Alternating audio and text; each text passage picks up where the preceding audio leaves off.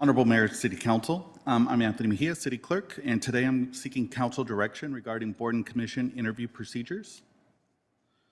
During the presentation, I'll cover 4 items: Senate Bill 707 impacts, the current interview procedures, the available options, and the proposed selection method. Under Senate Bill 707 requires real-time remote public access for covered city council meetings. As a result, future appointed body interviews will occur in a more formal public setting with live public access via Zoom and open session deliberations. That is why staff is asking City Council to revisit both the interview procedures and the post-interview selection process. The current process has 2 tracks. For the Architectural Review Commission, Building Board of Appeals, Finance Committee, Planning Commission, and the Rent Review Board, interviews are always required for all candidates and incumbents. For several of the other appointed bodies, an incumbent seeking reappointment is not interviewed unless requested by a council member. That structure was approved in 2021, but staff has identified an ambiguity that now needs direction. If an incumbent applies for reappointment, to a streamlined body, no council member requests an interview, and another applicant also applies for the same seat, the current policy does not say whether interviews should be held for the non-incumbent applicants.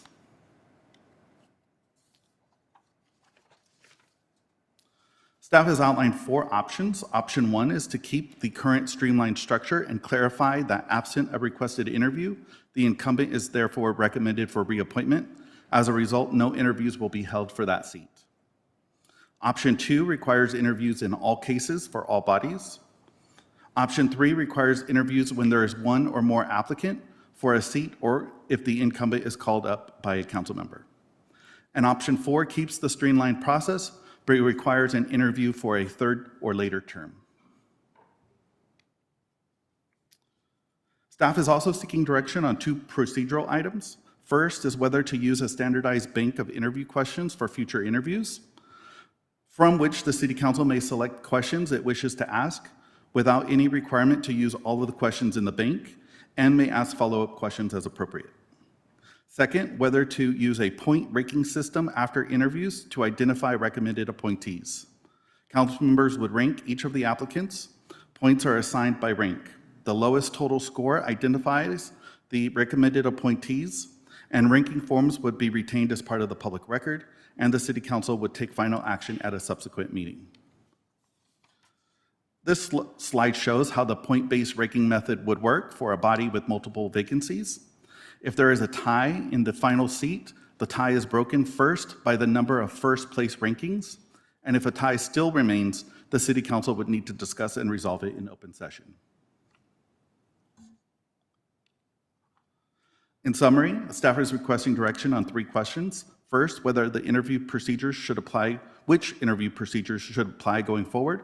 Second, whether to use the banked interview questions. And third, whether to use a point-based ranking system to identify recommended appointees after interviews. And that concludes my presentation, and I'm available for questions. Okay, any questions from my colleagues? I have a couple questions, please. We talked about, or you mentioned, I think on question 2, the banked questions. Mm-hmm. If there is a question for follow-up, that I would assume that's acceptable. Absolutely. Clarification questions, follow-up questions, absolutely. Okay. And the other thing it seems counterintuitive to me, why the person with the least points is your number 1 choice. Sure. So if you're ranking them 1 through, say, 5, your top choice would be number 1, and that person would get 1 point. And then if you're... I understand that part of it, but normally you say, okay, that person's got it all going on from 1 to 10, we're going to give them the 10, not the 1. And it just seems counterintuitive to me, and I'm wondering if there's some... You would just reverse the order. So okay. You would rank it, number 5 would be your top candidate, and then number 1 would be your least favorite candidate. But it's just a swap of how you look at it. Okay, thank you. Mm-hmm. Oh, any other questions? I do, if you want to go, if you could please go back to the options presented. If an incumbent, option 1, if an incumbent seeks reappointment and no council member requests an interview, the incumbent will be recommended for reappointment and no interviews will be held. Does that, the other consideration there that I don't see listed is if there's another applicant? Yeah, that's number 3. Option 3. Okay, incumbents only interview. Okay, gotcha.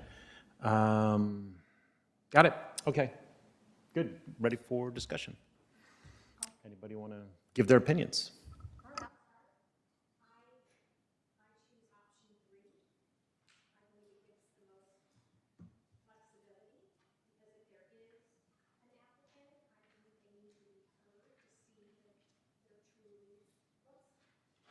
If there's another applicant, I think it's important to give them the opportunity to be interviewed and not close off the interview process just because option 1 would preclude another applicant from interviewing if we did option 1. So I like option 3 the best.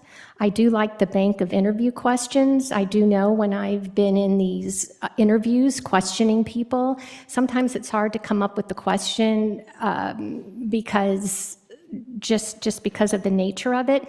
And sometimes maybe it's not fair that one candidate gets question A and another one will get, for the same position, might not get question A. So I think it would be better to have a bank of interview questions. It makes it more standardized. And I like the point system as well.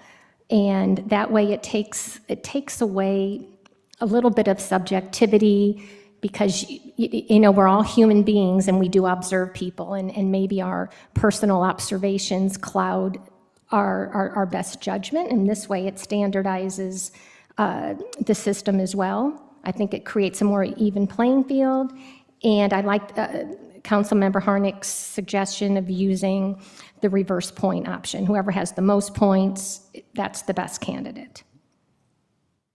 That's it.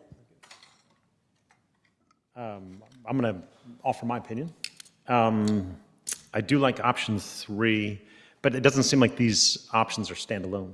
They're not mutually exclusive. In other words, I'd like to see a bit of a combination of 3 and 4, whereby an incumbent gets 2 terms, but on the 3rd, 4th, maybe we automatically, we all have to campaign for office theoretically, and I don't want to, committee members necessarily take things for granted. But some combination of 3 and 4 to me would be desirable. The bank questions look good, and I think standardized questions are good as well. So, any thoughts from you guys? In terms of the options, I think I agree. I like option 3. If we mix and do it like option 4, and we interview candidates with no other options, like what are we doing? I'm just curious, because part of it seems like from the staff report, the original problem that the council was trying to solve is efficiency. So if we're holding interviews with no options, then what is our intent? Whereas we still have the option to call up applicants for an interview if we want.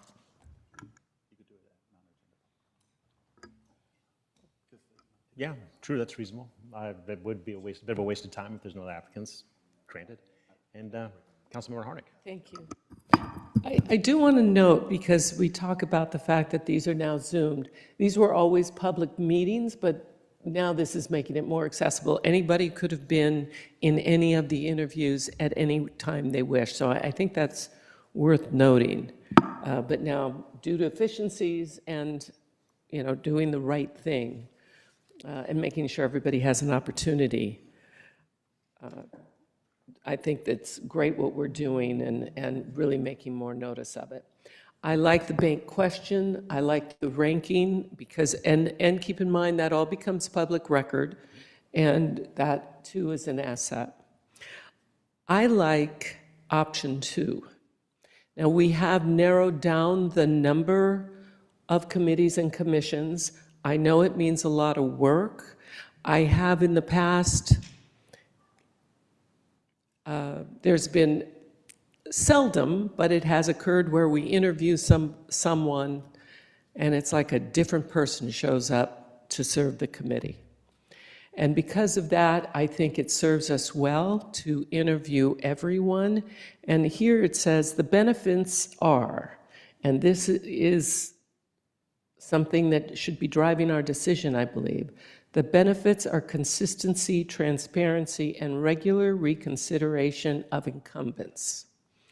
It is more work. I get that. But it also is what makes Palm Desert work well when we look at these things closely. So I would think number 2, and then as I said, along with the ranking system, I think that works well, and the bank of questions. Thank you. I think you make a great point with us kind of paring down the number of committees. It does change the variables to which we optimize. I think that's a valid point. It affords us the ability to, where transparency and consistency may have been extra burdensome before, now it's manageable. I think that's a good point. Actually, you do make a good point. I'd say option 2 probably is. It kind of solves my conundrum about the mix-up of 3 and 4 and interviewing everybody all the time. So yeah, maybe option 2 is the way to go. All right, well, then we've given staff direction, it sounds like. Yeah, I think I was leaning towards option 3, but yeah, I think Councilwoman Harnick makes great points. I think option 2 for me. Great. We'll return with a policy at your next meeting. Terrific, thank you. Okay, on to, oh, and by the way, Anthony, are we going to go with the reverse point system? The higher candidate gets the higher points. Okay, terrific. Okay, item 2B, update on the status of key projects by the Development Services Department. And we have Mr. Carlos Flores, or we have Yes. Rosie? Yes. Terrific, thank you. Good afternoon, Mayor and City Council. Rosie Lua, Director of Development Services. We are presenting to you the annual Development Services Department Key Project Update. There are several divisions within our department that bring forward projects, initiatives, and programs that are part of our commitment for long-range planning, process improvement, and innovation. Although some of these items we will be discussing today are City Council driven initiatives, I do want to commend our staff for bringing forward projects that are in addition to their day-to-day operations. So we will be presenting to you a list of these items that will include a project description, whether we have a consultant on board to support staff, the outcome of the project, whether it'll be a policy document, a municipal code update, a program launch, or something else, as well as indicate whether we have a future study session that will come before you before we are actually adopting any of our programs or initiatives, and the estimated completion time. We will also be presenting potential projects that we would need direction on at the end of our presentation. So we'll have some considerations to make on timing and prioritization of a project, the feasibility and assessment of a project, and or the need to bring in an external contracted service for this project. We could also defer this item to a future study session if the council wishes to. So with that, I will turn it over to Carlos Flores, Deputy Director. All right, thank you, members of the City Council. As mentioned, we have, it's about 24, 25 projects here listed. I'm not going to go into extreme detail on any of them, although I'm always open to any questions or clarification needed. We've grouped them, we tried to provide them in certain groups, and so the first one we have here is within our Development Services Center, focusing on the next phase of our Clarity permitting software. So we have what we're calling phase 2 of our permitting software, which is some items that were deferred from phase 1.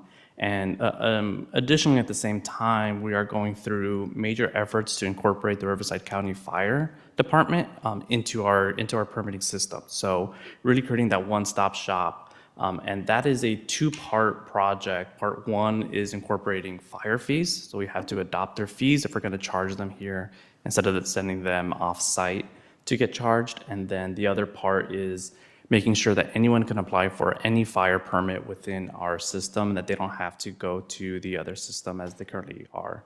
We're working through that right now. We have a consultant on board helping us, and we will have a future study session to get this wrapped up with this year. At the same time, within the Clarity system, the other thing on track is incorporating business licenses into the Clarity system. So again, really making sure that trying to get any service within the Development Services Center is in our Clarity permitting system. That we are getting assistance here and do anticipate a study session. Next, we have code compliance and supportive services. These items here are internal and staff-driven, only a couple projects we got going on. So as we incorporate business license to be in-house, we wanted to make sure is what we're putting into our system, does it make sense? Is our business license ordinance the most effective and most streamlined? So we are going through our ordinance with help with BBK to make sure that we're doing everything we need, but anticipate a study session on some decision points, whether it's, hey, should we get a separate permit for this? Or what's the best, most effective way to help people through our business license process. Also have our business compliance program, which is a code compliance-driven program with, as well as with economic development and other divisions. We are looking at voluntary compliance, really to help enhance our city's commercial areas. This is meant to be a very, very proactive program instead of reactive, which code compliance sometimes can be. We want to get out in front, make good connections with our businesses. And then we are looking at our current funding sources and services for homelessness services in our city and seeing if there's a new service model that comes from it. Housing, we have 4 pretty big projects in dealing with housing. First one to highlight that will come to a study session soon is a pro-housing designation program. So we are going to present to council what the application looks like, what is an outcome, and what are the options that we want to move forward with. We also have, we are working with legal on analysis for rental rates within our mobile homes, as well as our rent on our PDHA, on our Palm Desert Housing Authority properties. All of this, or that one, sorry, is in line with trying to see what our options are for the Western Center stipulation, which is a court agreement from the 90s that establishes our obligations and requirements on how we charge rent. So going through this, and it really needs to go step by step by step for us to see what our options are, to see what we can do with our properties, or what our options even are. Now we have planning, and we have a couple projects of different sizes. The first one is we are looking at the North Sphere in terms of the name, and seeing, we've met with economic development on analysis and options, and then we'll work internally to present to you all what our analysis is, what our recommendation is, and how we want to move forward, how formal we want to make any change or not. We also have the views analysis. So this is one of those projects that as we were going through with our consultant, John Kaliski Architects, and a lot of our objective design standards, kept on hearing about views and views and views in our city, and thought that this was best tackled as its own project. So we're going to embark on a citywide analysis of public views. And this will come with the study session. We've already had a kickoff meeting with them, so anticipate sometime in June that we will get together with you all, see what we find, and ultimately end up with some recommendations. We are moving forward with our Unified Development Code. We've had some meetings with you all, as well as our subcommittee, and anticipate many more meetings as we go through and ultimately end up with a whole new municipal code. For historic preservation, we are doing phase 2 of our historic survey, which is a more intensive level analysis of certain properties, which then ultimately could lead to the city applying for certified local government with the State Office of Historic Preservation to open up some funding opportunities to us. And we are also still looking at our university neighborhood specific plan. So that's the city controlled 170 acres, working with our consultant on an updated land use plan. Want to make sure we incorporate a possible indoor sports complex and look at up that site for a park. So we are continuing to move forward with that. That one we do anticipate being completed next year.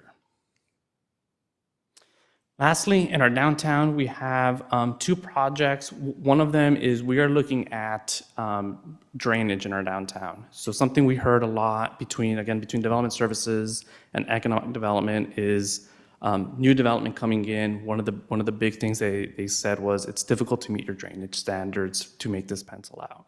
So we are looking at our existing capacities and our opportunities for drainage changes in our downtown. We hope to get some findings and recommendations on improvements needed to reduce drainage requirements, whether that's a capital project, whether that's a code change, whether that's a combination of both. We really think that that's a big critical step for us to move forward and hopefully allow some, spur some development there.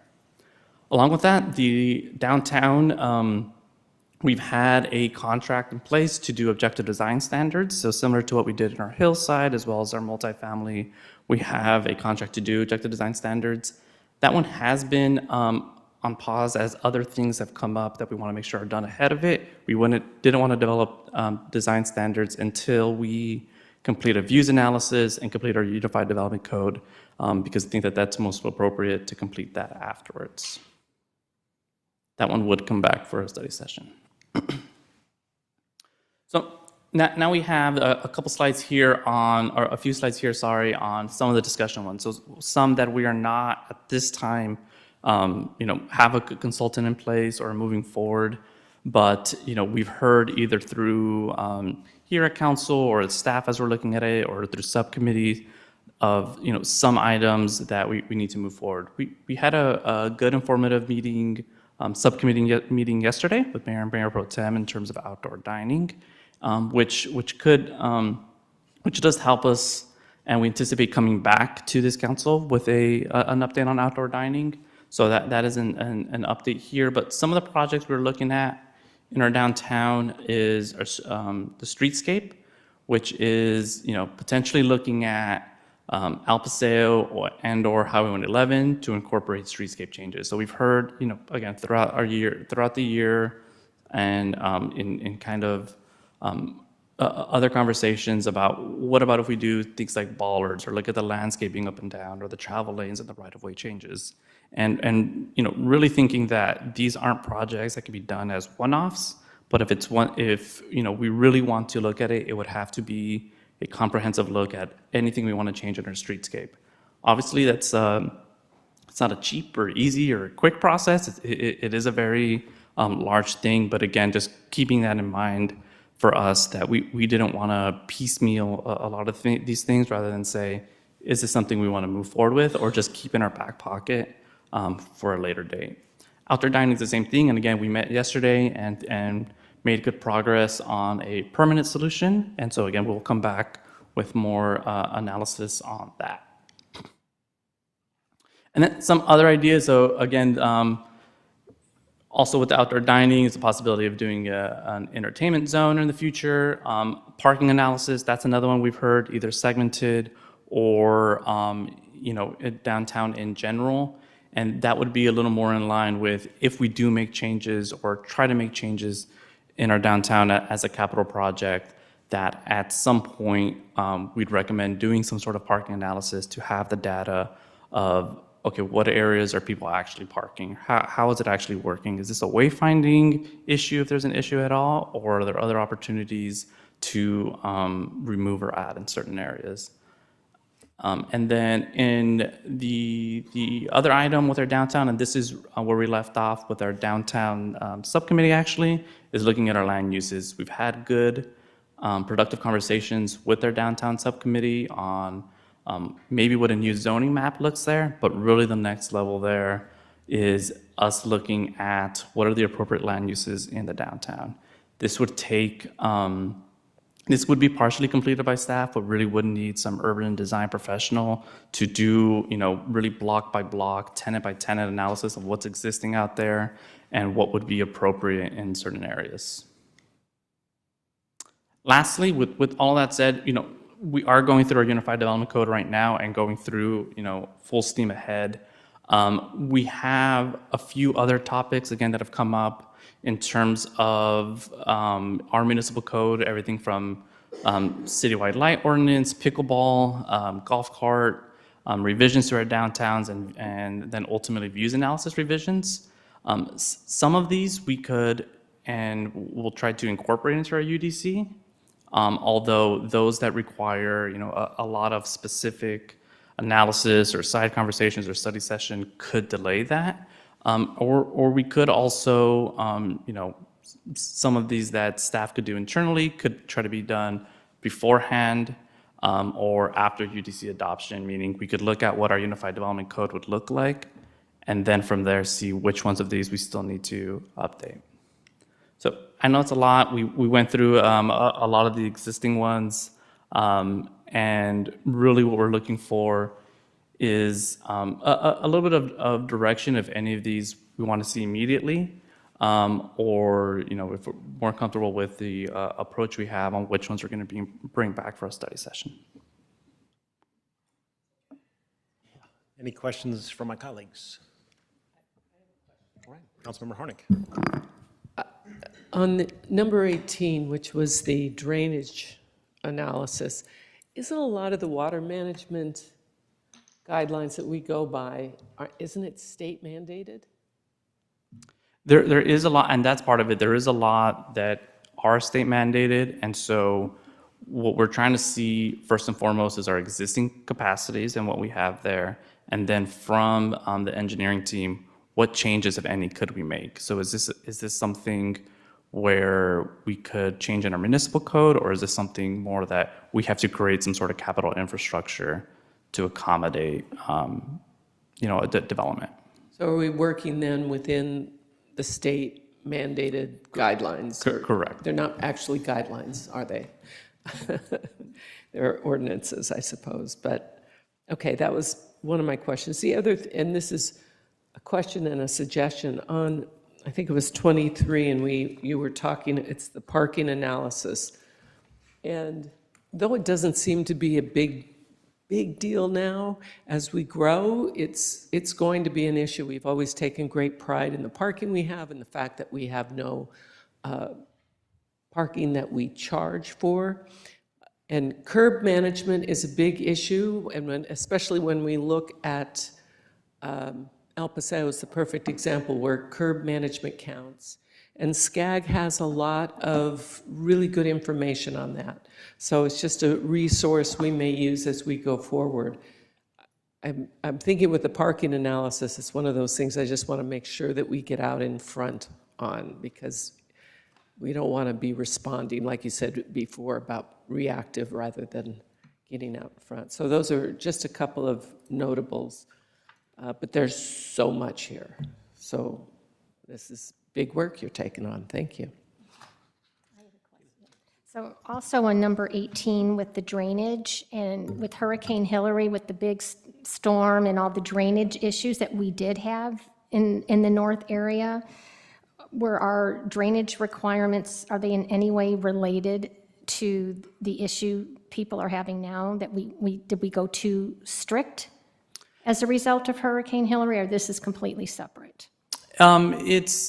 We didn't change our requirement, so the requirement is capturing a 100-year storm, and that requirement did not necessarily change because of it. We've stuck to it, and that is one of the many reasons why. But it hasn't changed because of it. But we would, as part of this, make sure that we're doing things in a way that is safe for those large events. Right, because we did have issues with flooding and many, many issues. So I thought we were going to make requirements more strict. So am I conflating the two here? Yeah, it's not necessarily that we'd make it, so when I say more flexible, it's more flexible to allow development, but still hold the same amount of drainage capacity. So you're correct in that. We need to make sure we're draining enough, right? And that we're capturing everything. It's just seeing what the options are for developers to design it differently and still meet all of that. But it's the goal and the intent is not to loosen any restrictions. Okay. And All right, that was my only question. And I can provide a little background on that. I've heard from a few different folks doing redevelopment and infill projects. We require property owners retain 100-year storm flows on site.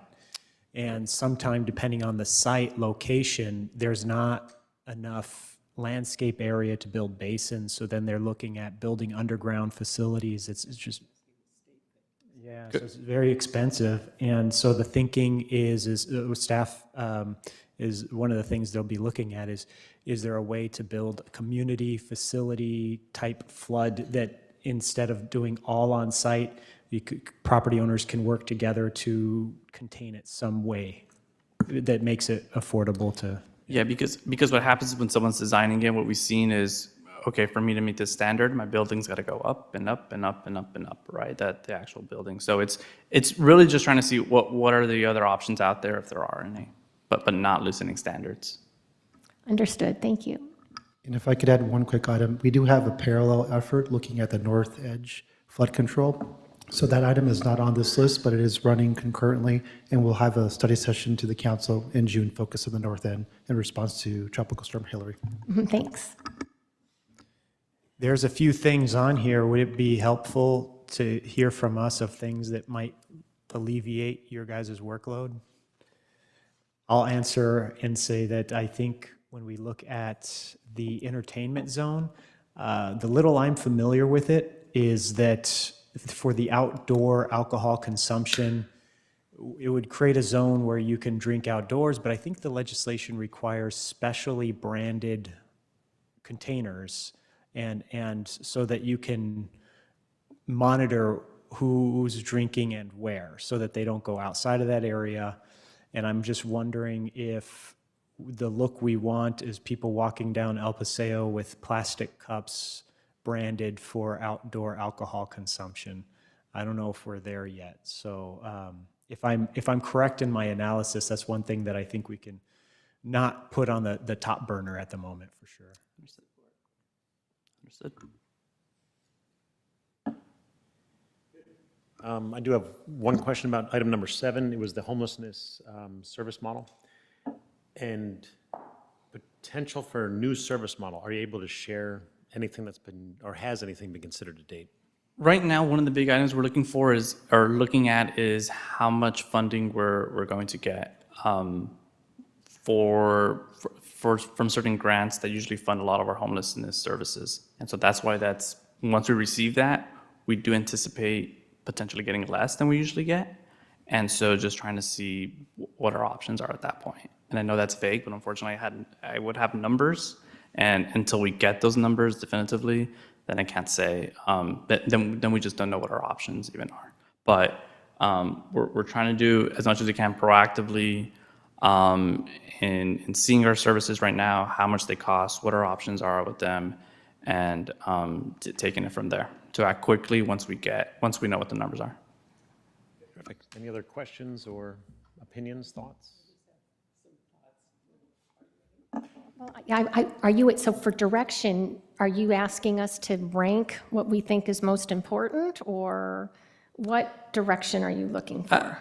I don't necessarily rank in terms of the ones for discussion. We got good feedback in terms of the entertainment zone. I think mostly if there's one that you definitely want to move full steam ahead. I think on the parking one as well, that's good analysis of don't completely push it away. And I think we have similar thoughts of there's going to be a trigger point of, hey, we need to move forward with this, right? Of we are, looking at our sidewalks in El Paseo and removing some parking. Let's do this parking analysis that we understand there's going to be a trigger point. And maybe that trigger point isn't now yet, unless we hear otherwise, but that will keep it in the back burner, even trying to figure out how much it would cost to then come back to you all and say, we believe we're at a point. We need to do this parking analysis if you guys want to do these projects, and here's the option with it. So it's Okay. a long way of saying, yeah, we don't need that. All right. I would just highlight number 20, the downtown streetscape, though. From my perspective, is very important, but I don't know how my colleagues feel on it. We did have a study 4 or 5 years ago, and we had a consultant giving us design ideas, and I still think it's important that we look at the downtown El Paseo and Highway 111.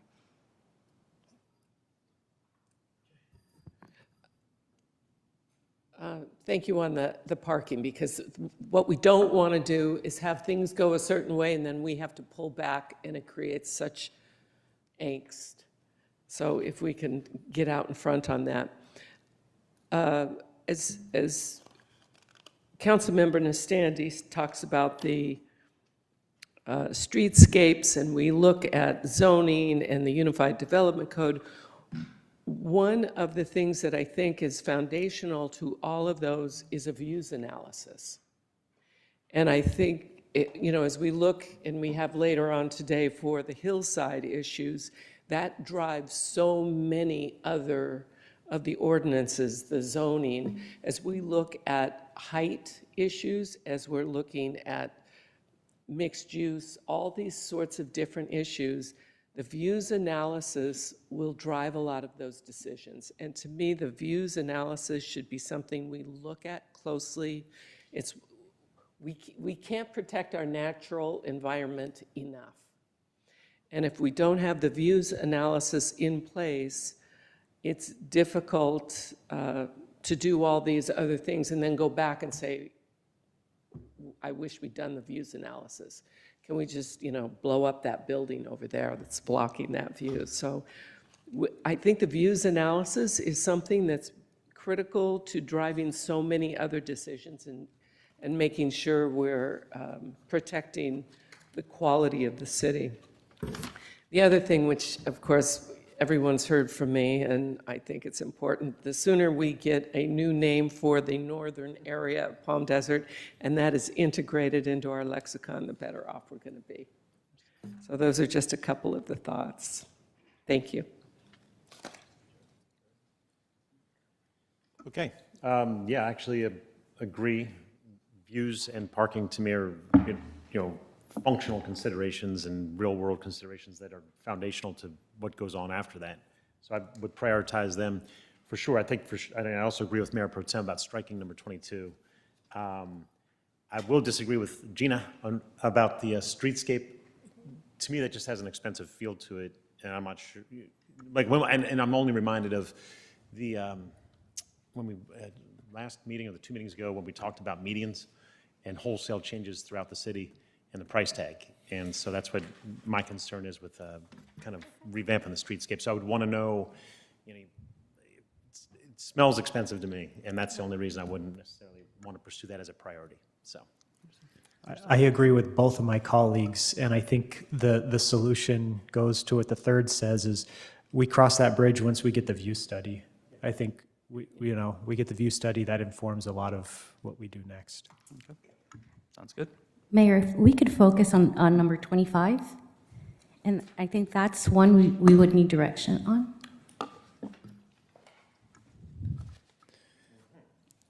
And that's some additional zoning updates. Some of those that are not within our Unified Development Code.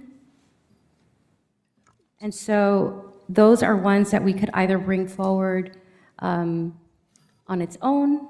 We can wait for the Unified Development Code, but we just wanted to know how important those items were to you to bring them forward sooner, or if the timing of the Unified Development Code met the expectation there.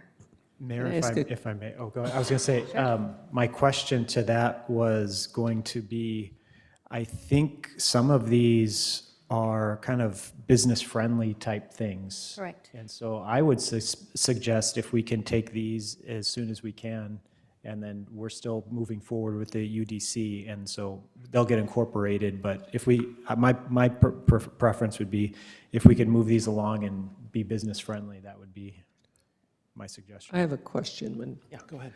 And I agree with the business friendly. We also want to be the brand friendly, the resident friendly as well. So we have to find that balance. But when we talk about golf cart, what exactly does that mean?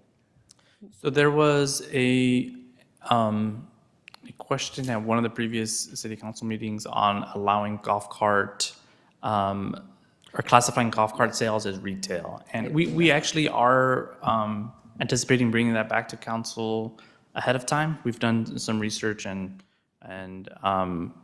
on some of the history where it did come before you, and and cleaning that up. But that's what that is. Okay, thank you. Then when we talk about the citywide light ordinances and the downtown revisions, views analysis, all of those things are what make the city attractive to not only attract residents, but attract businesses.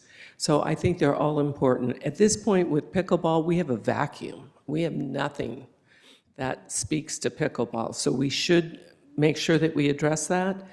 The golf cart, as you said, you're bringing back. But a number of these items on here, when we talk about the light ordinances, I think that's really important before it gets too bad, because there's some really questionable uses of lighting that we're looking at. And that's another thing we addressed in the hillside. We recognize how important that is, and it's equally important downtown and in our residential areas. So, and then the views analysis, it's so important. It's foundational for everything that we're doing. There will be a component of that as we make all sorts of decisions.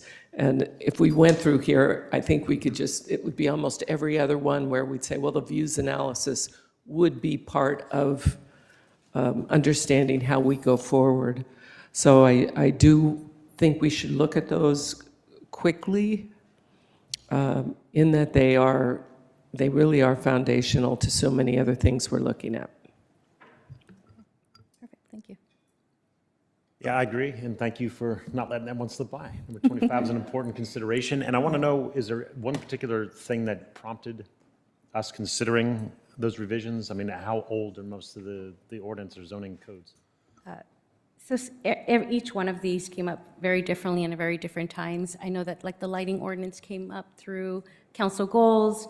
Pickleball has been a brewing issue from various, just day-to-day stuff that we deal with the public. So we're bringing that one forward. So for us, it was more, we want to bring these forward, but we just didn't know if that was priority for you all, so that we can pause our consultant a bit, help us with these items. We push those forward, and then they can continue on with the UDC, which will probably push us to another quarter. We just wanted to make sure that that was okay with you all, that we are using our consultant to make sure that we're bringing forward the best ordinances that we can, and not necessarily trying to do both internally with staff and then our consultant working in another parallel. So that was really the direction we wanted to get from you all. Perfect.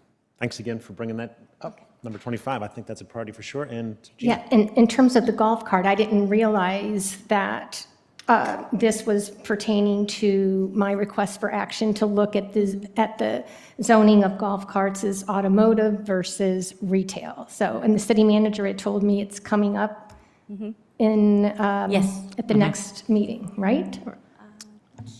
In May, I'm sure if we set the actual date yet. Yeah, May or June, it has to go to planning commission first, and then Okay. you all. But yeah, it'll come up within the next few months. All right, thank you.